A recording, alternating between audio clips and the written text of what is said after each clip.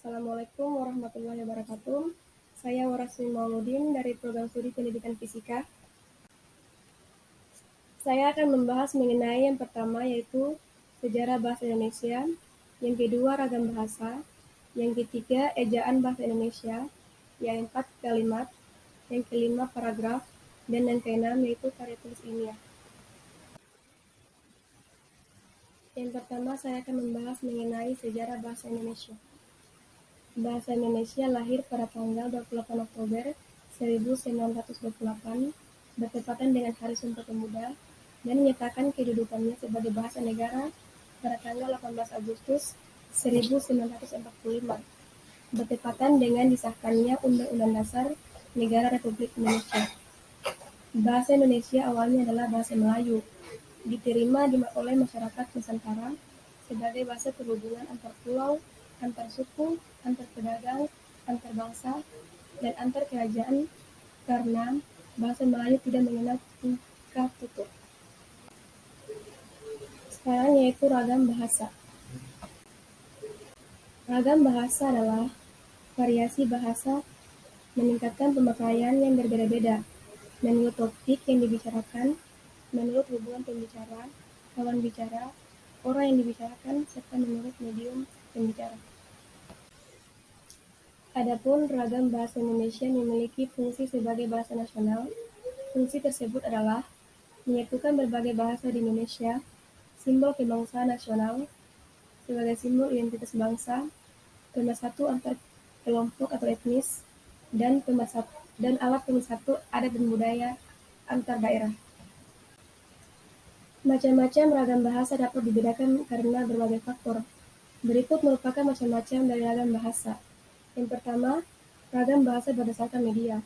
Yang kedua, ragam bahasa berdasarkan standar. Yang ketiga, ragam bahasa Indonesia berdasarkan cara pandang penutur. Yang keempat, ragam bahasa Indonesia berdasarkan topik pembicara. Yaitu sekarang masuk ke pembahasan berikutnya, ejaan bahasa Indonesia.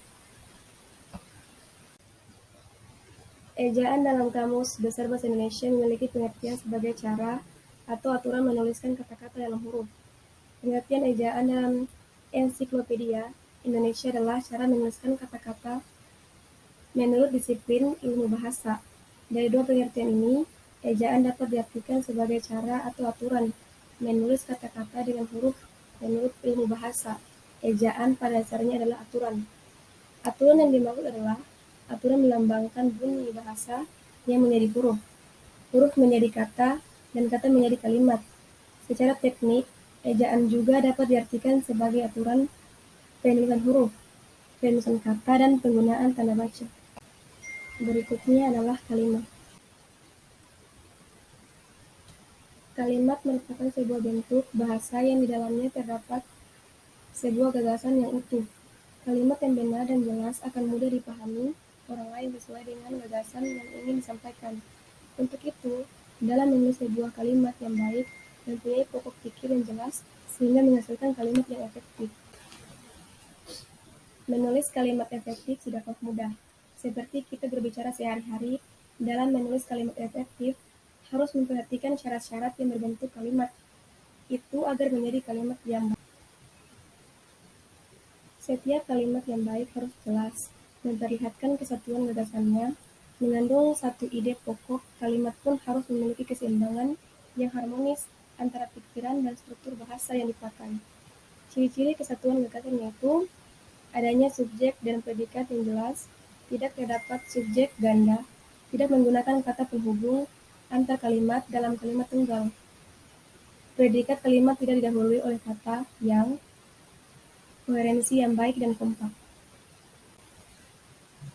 Pembahasan berikutnya yaitu mengenai paragraf. Menurut Dr. Jaga Tarigan, paragraf adalah seperangkat kalimat yang tersusun logis, sistematis, yang merupakan satu kesatuan ekspresi pikiran yang relevan dan mendukung pikiran pokok yang tersirat dalam keseluruhan karangan. Adapun pengertian lain, paragraf atau alinea adalah pengelompokan gagasan dalam bahasa kesatuan yang rutin. Yang terakhir yaitu karya tulis ilmiah. Karya tulis ini adalah laporan yang tertulis mengenai hasil dari suatu kegiatan penelitian, sehingga penulisan karya ilmiah harus sesuai dengan keilmuan dan didasari oleh hasil observasi atau pengamatan, peninjauan dan penelitian pada bidang tertentu, kemudian disusun menurut metode tertentu dan sistematika penulisan tertentu, serta isinya bisa dipertanggungjawabkan kebenarannya, sehingga dalam hal ini karya tulis ilmiah adalah karya tulis yang berisi suatu pembahasan secara ilmiah hasil dari penelitian yang dilakukan oleh penulis. Oke, terima kasih. Wassalamualaikum warahmatullahi wabarakatuh.